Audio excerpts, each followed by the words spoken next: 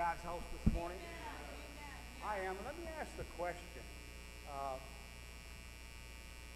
how many been hearing a lot about shutdowns again, things not being able to get here, ships on the ports can't get in, semis backed up. New York City, anytime now, the police department, fire department, the sewage department are all going to walk off their jobs this Tuesday. How many of that would be pretty interesting for that to happen? So I'll be honest about it. I finished up the series that we talked about the power of the blood and the scarlet and crimson. And this week I'm sitting here, I'm going, Lord, I'm waiting for, something. And all of a sudden it said, preach on today. Preach on what has just happened to this nation. How many know we're not done with this coronavirus? I know. How many know they're still talking about it, still things? Yeah. But I thought about it. I said, okay, so I did some research. And I said, you know what I'm going to do? I'm going to tell you what I believe is happening now. Yeah. And where the church needs to be in this situation. You're going to find out, Sean, that you're going to be in the middle of this because of our new activities that we're offering to young children. And rather than reverse, we should be going more forward. Like Wilma they have this signed up here, the ladies on. How do you know that we should be moving forward now? That God did not cause the coronavirus. He allowed it. I want you to understand that. Nothing happens unless he puts the finger of approval on it. But he allowed it not for the church to go down, but there's a reason here, I believe with all my heart, that there's going to be an explosion spiritually because of what just happened. And we're not done with it yet.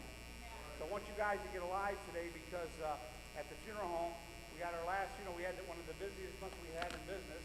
And tomorrow, I got only one more. So you guys better become alive today. Because I can't speak to no dead ones tomorrow. So, there's something I found in my office that I want to read to you.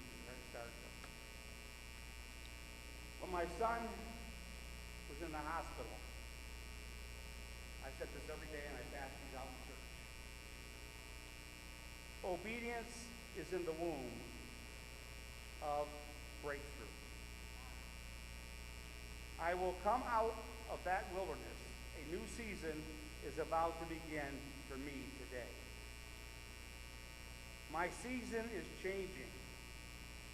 God is on my side. Power is on my side. Yes. I don't serve a dead God, but I serve a living God who is the same today, yesterday, and forever. Then I read this every day. This is my season to go from the prison to the palace. The fear of God can make God remember me. I won't judge God's ability to perform by what I see. I will judge God's ability to perform by what I know. My giving will turn towards heaven. Sickness is leaving my body. Yeah. My troubles are leaving my life. Every demonic stronghold is going to be lifted from me. The devil is a liar. Heaven has reminded me. I sense the power of God, and there is no answer, and there is an answer to my prayer from our holy God. I'm saying that every day as I walked into the hospital. I may start saying that more around here. I didn't even realize it was in my. Do you want that? Thank you. Keep that because I had them on my desk. Yeah, exactly. There'll be copies of that if you want it. But today I want to talk about that. Let's go to Let's go to the book of Exodus this morning. Just two verses. Exodus 14. I think it's what, 17 and 18. What do I have? 15 and 16. Let's go. Let's read this aloud, okay?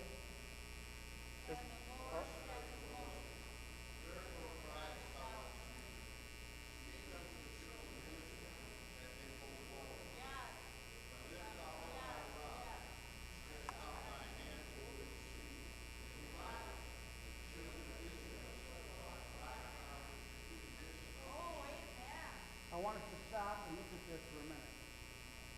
Children of Israel, the key to this message is go forward. Amen. Okay, there's too many of us that have got consumed in where we're at. And the reason I say that, I can say it. Oh, here, right? I got it. Okay, thank you, thank you. The reason I say that because you have to listen to the conversation. Something. Thanks, Joanne, for all this oil up here. It's nice. Anyway, the reason I say that because how many know people could be distracted by your conversation? How many in here think you could have distracted some people by your conversation during these times? You don't have to answer. But I want to look at this. How many know that the Israelites were going through a bad time during, I think you were going to say, what, 400 years, I think it was? 430 years to be exact. And if we think about that, they were having some tough times. Now was time for them to be released. But during that release period, how many know that a lot of things happened that they didn't respond to that? But there was a point that they said, we're going. And I want to go beyond that point. I want to bring us in here. I'm going to try to explain this as well as I can. Moses was leading the people out of bondage. They see themselves being pressured. And they see themselves as they are released, standing before the Red Sea. We're not going to talk about parting the Red Sea. We know God did that. But there was things that were happening to them that they were being chased. I say today that we as the Church of Jesus Christ realize today that we are being chased. We got to realize that we're being chased today by the things of this world. Now let me explain that to you. How many turn on the news and are excited after you turn off the news? All you're hearing is things that are very, very negative. Just like I told you very briefly. Let me stop before I even start tomorrow. I got to tell you tomorrow. Tell you what happened to me. I was at the Veterans Hospital 4 times actually. I had 4 appointments. And so I had a funeral on Friday. Bob had to remind me today. I had a funeral on Friday. So the priest and father, they started on 4 times. He was telling me, we're still running. I don't know. I had a little hospital. And I think they're telling me about it. And all of a sudden, the father David is running across the church. Both his hands on me. And praying prayer over me and Father John. So be careful, okay? How you categorize people. But I was so impressed with it. Now I don't know when it's coming up.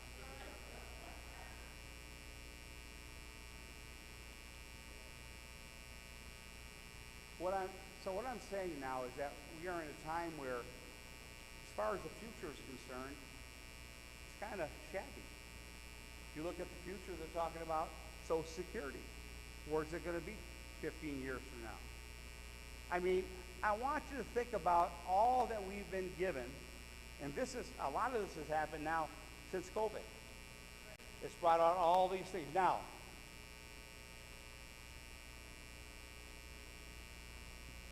the Israelites never lived through something like they were experiencing. Now let me ask you a question. How many lived through what we just experienced? How many ever lived through what we just experienced before? I'll never forget, we used to get memos all the time. I got memos. We got it from the Sheriff's Department. We got it from the state of Michigan. But I'll never forget people coming in and asking questions. I'll never forget talking to people in the funeral home. Joe, what's this all about? I said, this is my first church. This is my destination. We had no idea what was going on. Paperwork every day coming from the state. Law enforcement was all messed up. Do you stop them? Don't you stop them? It was all messed up. But remember this. Keep this in mind. They never lived like that before. Okay? So, something else that we don't like to talk about, but if you look at the historical time, they were scared to death. Maybe you didn't hear me. They were scared to death. So, can any of us identify with this? I'm going to tell you right now here, there were people during this virus that were scared to death in this church. Let's say, man, that's okay. I'm not looking for. I'm trying to do a comparison here. Give me a few minutes and we'll do this. But you're going to see a lot of what they dealt with, we're dealing with even now. And God had an answer for them. That's where we need to be. What's our next step? Where are we going? They thought Pharaoh was going to slaughter them and their children. We got people concerned today that we're going to be slaughtered because they're going to send another virus. And people are going to be dying all over on each side. Was there a lot going on in the world at that time? The answer is yes. Were people fearful? The answer is yes. Were some people suffering? The answer is yes. Moses brings the leaders and had responsibility not to be dragged down into the thinking of everyone else. Moses did not want their people to be dragged down by the thinking of everyone else. How many of you think we as a church today need to be concerned about that moment, that we are not dragged down because of the thinking of others? How many walk in church on Sunday? How many are out talking to other people, realizing we're letting the world affect us because what they're doing is through the media, they're actually getting into our minds. Okay? Now,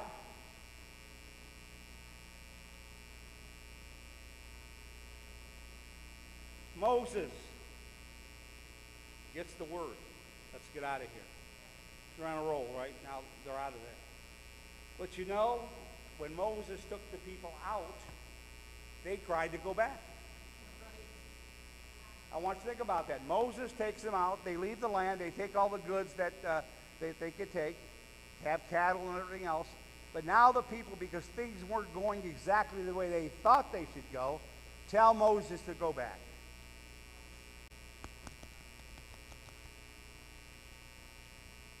How many of us get in situations here and we say, you know, it was better back there than it is here? When God tells you to move forward, keep looking forward. That's right. Keep looking forward. Don't look what's behind you. Now, let me get another point here. They were saying, we're going to die. We're going to perish here because of what's happening. We left this land, and now things aren't exactly the way it should be. Isn't that today the same thing? The coronavirus, take the shots in both eyes. Take the shot, take the Pfizer shot. You won't get coronavirus again. That's what they told you, okay? But you know, let's go back to where we were. Up and down on 96. Even though we were fine, here's the thing. We're having trouble. As we believe that, we move forward.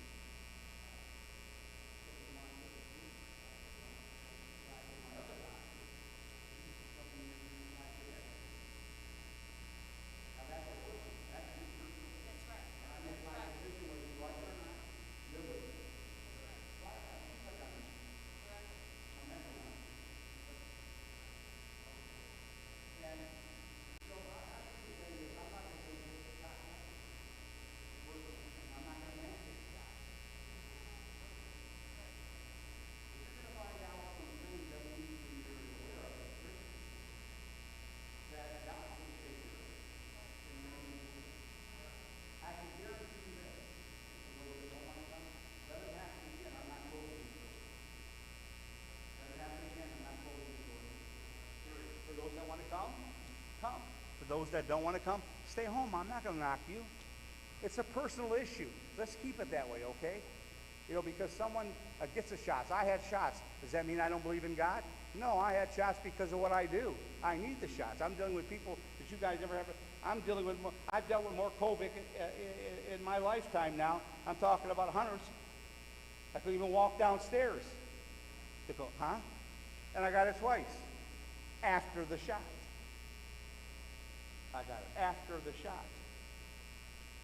They told me everything was going to be All right, let's go back. I've had it now. That's exactly what the Israelites were doing. Let's go back. Things aren't perfect like they should be. I should have never got the COVID. We are seeing that in this nation right now. People are vacillating. People are fighting over it. It's unbelievable. And now they're going to mandate. You see what's happening with the mandate? It's not happening. People are revolting against it. So if that's the case, there's got to be something we as individuals need to know, especially as Christians. In our life, when have you ever seen international shutdowns? Businesses shutting down. You've never seen it. We've never seen that. We've never seen a time when schools, churches, and most everyday types of businesses were closed. How many have ever seen that time in your lifetime? Can I see your hands? Mike said it very well. Never. So we're walking through something now that we never did as a nation. We've never seen this happen before. So you and I are the same. What's this all about? What are we to do as Christians, as a church, during these times? I think it's a good question. I see Sean over there moving his hand this way. That's true. What did God tell them, even though he knew they were, how many think that was a surprise to God that Pharaoh was going to chase them? How many think God was, oh my God, what are they doing? Oh, Peter, God knew all about it. What do you say? Go through. Keep moving. That's the thing we as believers have to do, is keep moving forward, basing our life surrounded by God's word and his promises. Okay? Stop getting into all the negativity with the discussion. In fact, my brother-in-law Bob, Joanne came to the funeral home on Saturday or Friday? Saturday, wasn't it? Saturday. And I had the embalming doors open. And myself was in there, Bob was in there, and Ron was in there. And we had a lift, and we were getting this person. And Joanne's going, very nice, the doors are open. Are you guys covered up? I said, person don't have COVID, Joanne, you can leave. But above Bob asked me a question. Does this person have COVID?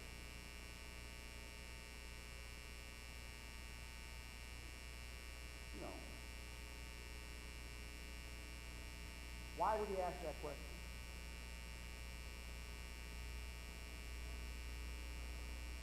Bob wanted to know if that person had COVID, that we do the proper things that we're supposed to do if there's a COVID situation around. Okay? No, the person didn't have COVID. And I looked at them and looked at them. Okay? When there's COVID, when we do other things, for example, if we're down with our mask on, we all have a problem. But my point is, Bob asked the question in the right way. It was on his mind. Am I right, Bob? It was on his mind. That's why I said, how many today would say the same thing? It's still on my mind. Okay. Now, we realize today there are many businesses that aren't open because of what took place. We realize today, as we said, there are many workers. Now, this, I don't understand this one. Generally, workers are out of work, but yet we can't get people to work. I'm telling you, people don't believe me when I'll take you, to different, for example, back in the day, if somebody, goes to meet with the Lord, and they come into the funeral home, the funeral director says, yeah, well, here's our room here, there's 30 caskets to pick out, feel free to pick them out. Well, normally what we do is we look at the casket and get the number, call Batesville Casket Company and say, bring it in. Can't do that no more. They're short of workers. They can't give the demand of, other words, you can't get stuff sometimes it's a month behind. This is all because of COVID. Okay, so there's a great impact that's still happening now that people every day, now how many, I've heard this because my wife does the shopping. I heard this morning, I think it was Joan Cahill was telling me, this morning that, for example, if you go to Kroger's or Sam's Club, there's empty shelves. Is that true? Okay, somebody tell me why.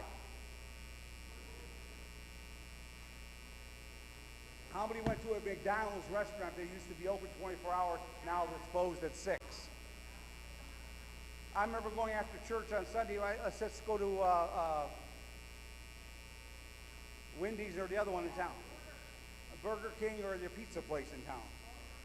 What's the name of that place? Aubrey's. Go there, pull up, close.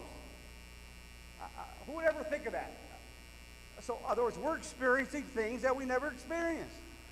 And yet we're letting them go right over our head. God must be surprised in all this nonsense, right? Yeah, right. Because it's still on our mind.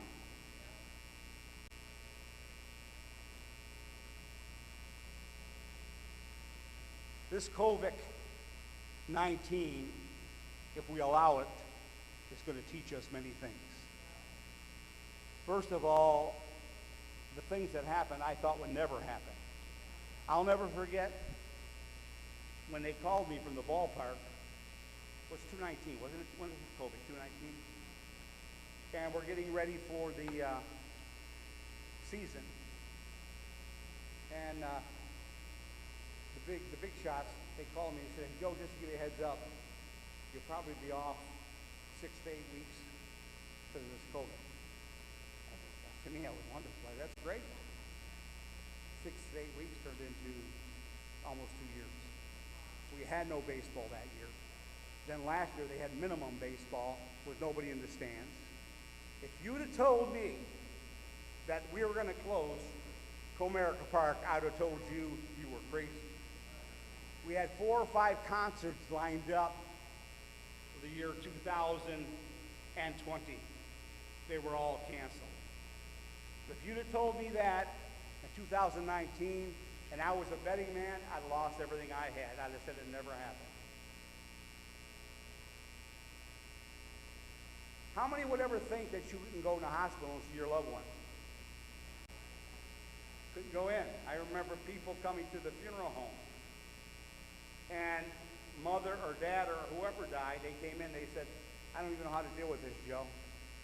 They said they didn't allow us into the hospital. They didn't allow us to see them after death. I'm making rant. Now what do we do? Well, the only thing you can do is a lot of people were having cremations with no service. The only way the state of Michigan will allow you to see a loved one is they had to be embalmed. Once they were embalmed, they were able to see them or to view them. 99% of the people opted out of that. So we got people today that are coming back that buried a mother, dad, or a child that still hasn't dealt with the death because there's always a way. In other words, in their mind, it was never closed. Funeral's about closing something, okay? So they're still dealing with the after effects of, well, let's go back to where we were. I don't know. But I wrote in my notes, and I said to myself, what is this all about? The only way I wrote that down is what an opportunity to learn. What are we to learn during this situation? That's the key. We know what's happened and what's happening still. I'm not going to tell you or give you a clean card. No, we're still dealing with a lot of junk. And I don't know what this other COVID or whatever it's going to be they're telling us is going to be. We should use this as an unparalleled opportunity to better everything we do. Now, let me ask some of you folks a question. How many now are more aware of toilet paper?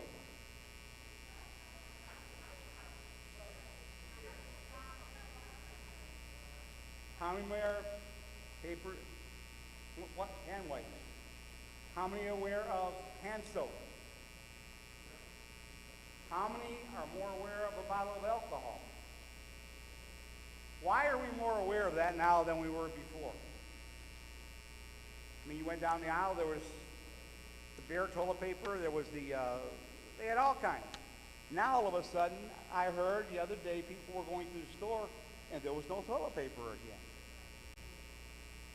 Did any of you care about that 2 years ago? You do now, don't you? So what do you do with that?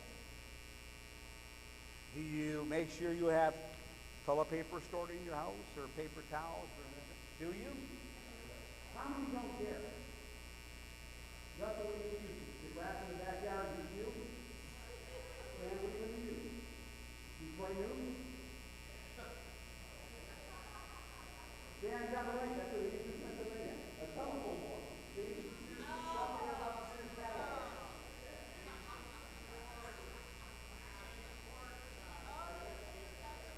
Long time. You use it long time. Yeah? Now I know I'm going to wake you up. Now I know.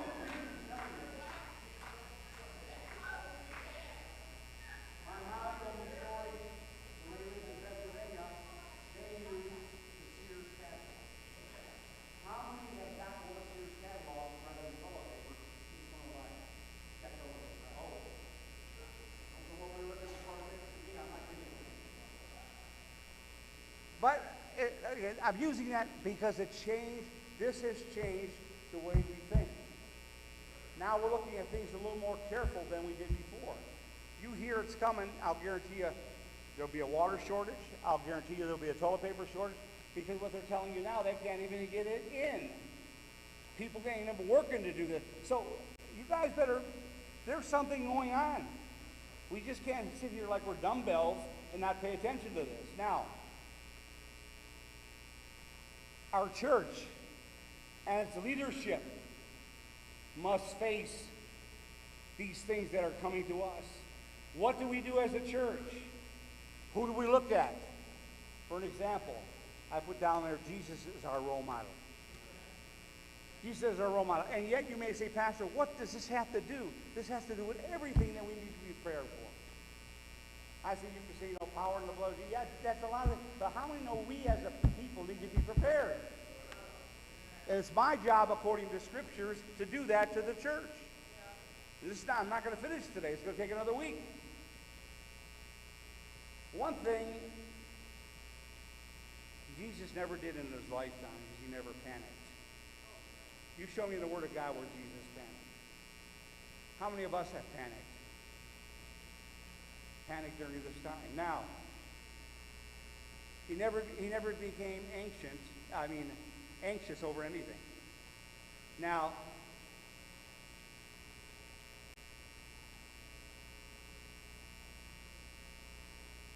through prayer and submission to the Spirit, he calmly was able to go through every maneuver, through every thing that was taking place. He just maneuvered through everything because he was steadfast. How many know that the church needs to maneuver rather than to stop? One of the worst things that happened to the church is the stopping of the church. One of the worst things that happened was the stopping of the church. And again, do I blame folks here? I don't blame any of you that didn't come to church. Let's not even talk about garbage, okay? That's what it is to me, is garbage. It was a personal choice. And it doesn't mean you're a giant of faith if you came and you have no faith if you didn't come. That's trash. Let's not even get there, okay? What I'm trying to do now is build you up to the point of knowing that we got to go forward, though, as a church. And he did this as he handled the situation. We must face each circumstances calmly and with absolute spiritual resolve and have confidence. How many know we as a church need to have confidence? How many believe that we need to share that confidence with others? I'm telling you, church, listen to me. We're not done with this garbage yet. I'm telling you right now, we're not done with this garbage yet, okay?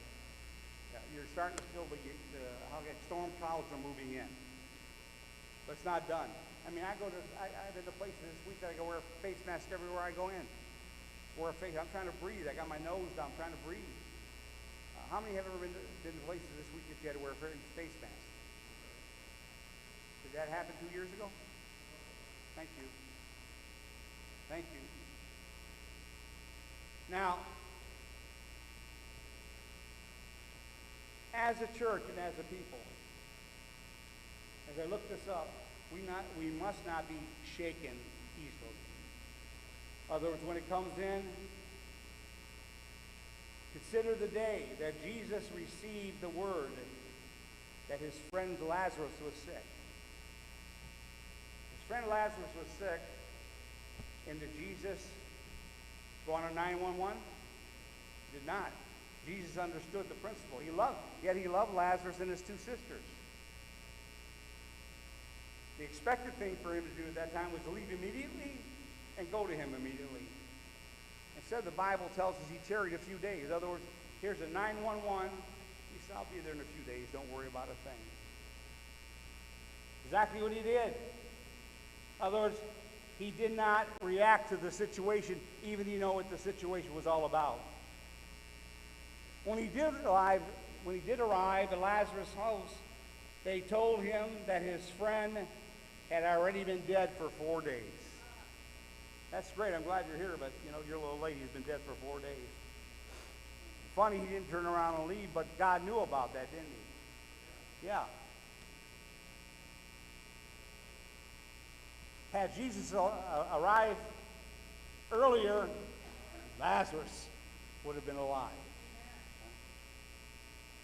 Instead, he did even a greater miracle by raising him from the dead after the 4th day in the tomb. Now, what was the reason for that? Well, let me give it to you.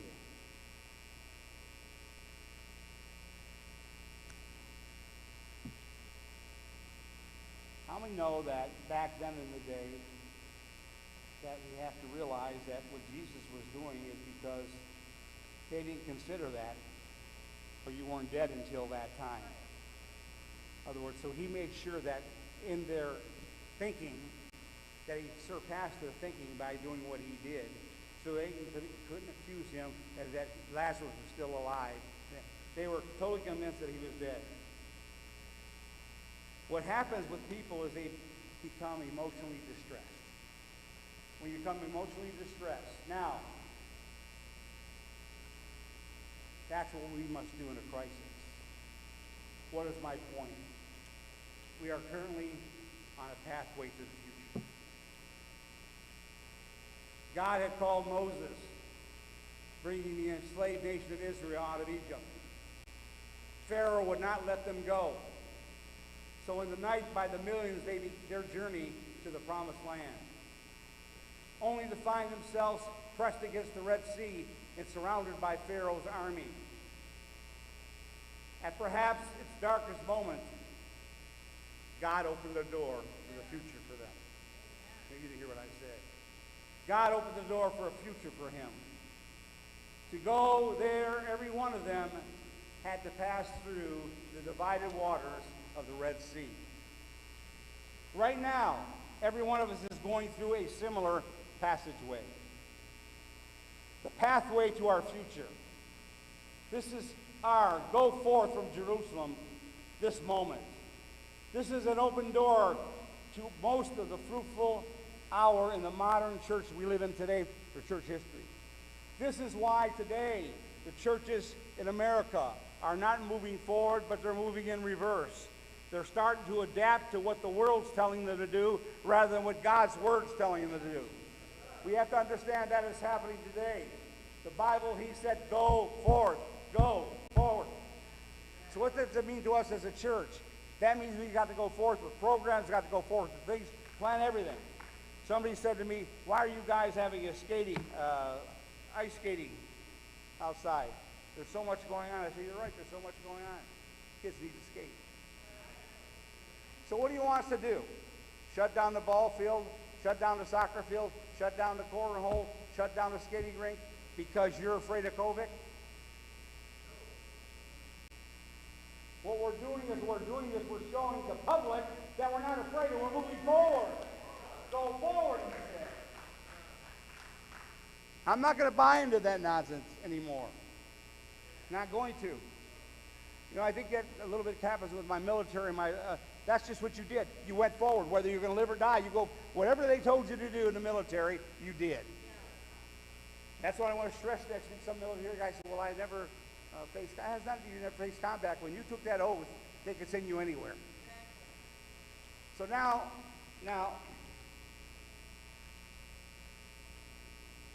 this is an open door for the church to have fruitful ministry.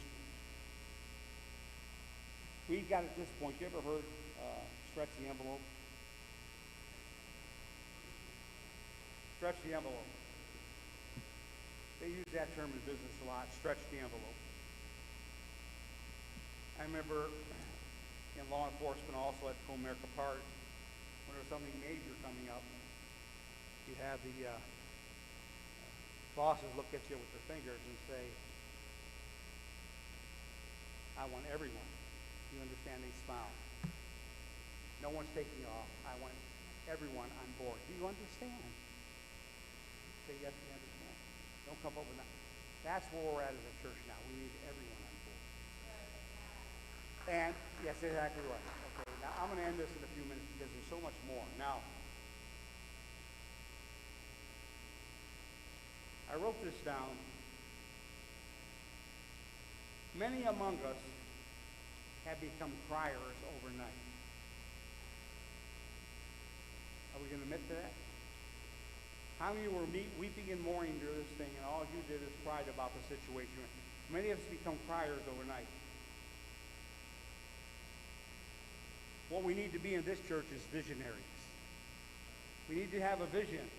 I love, and again, I'm pointing to Sean as Wilma, and you ladies took up the other thing with this. This would have never happened until you guys decided you're going to have whatever you were going to do. And all of a sudden, I start picking up the momentum. It happened. Sean had a vision. The outside. This is what we need to do. It's all in practice now. We're all looking forward to next year, what's going to take place. But how many know it takes a vision to do that, and somebody that's willing to carry out the vision? We could talk about things that were blue in the face. We could have still been talking about the roof. This week, the rain would have been dripping in. We'd had a lot of plaster on the floor. And by the way, I talked to Pastor Pat and my grandson, and he said to me, I said, well, you know, Pastor Pat, you got to bring, what do you call it? Scaffold. I love it when he said this. That's no problem for us. We got all kinds of scaffolds. We'll get it done in a few days, Pastor. We're going to be loving to do it. I mean, think about that. Think about that. We're looking forward to doing it for you. So my point is that as you look at all the bad situations we had here, 3 steps going through. How many would agree if we didn't go forward, we'd still have holes in the roof? That's what I'm telling you guys. I'm trying to bring out the carnal side, and that's something more than spiritual. But this is what we need to face now. It's time for this church to go forward. It's not time for this church to sit here, and don't get me wrong, I can say that, I'm 72, with a bunch of senior citizens sitting around waiting for another